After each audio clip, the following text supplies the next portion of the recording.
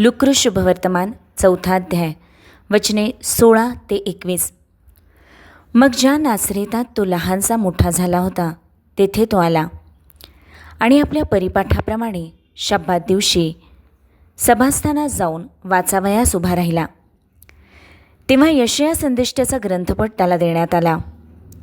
त्याने तो उलगडून जे स्थळ काढिले त्यात असे लिहिलेले आहे, परमेश्वराचा आत्मा माझ्यावर आला आहे, कारण दीनांस सुवार्ता सांगण्यास त्याने मला अभिषेक केला.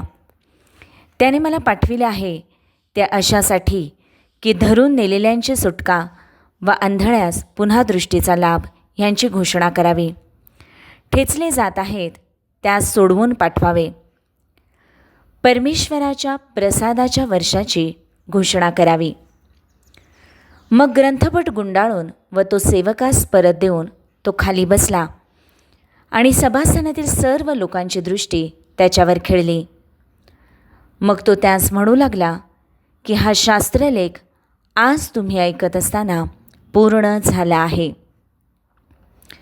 2000 वर्षांपूर्वी प्रभू येशू ख्रिस्ताने वधस्तंभावर पूर्ण केलेल्या कार्याच्याद्वारे हा शास्त्रलेख पूर्ण झाला आहे.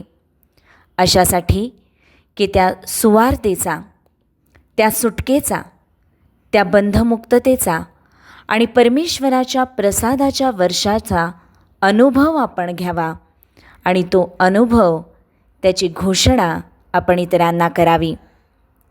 परमेश्वर देवबाप ही घोषणा करण्यासाठी आपल्याला कृपा पुरवून देव, अशासाठी की आपण पृथ्वीच्या शेवटापर्यंत त्याचे साक्षी व्हावे. परमेश्वर ही वचने आपल्यासाठी आशीर्वादित करो.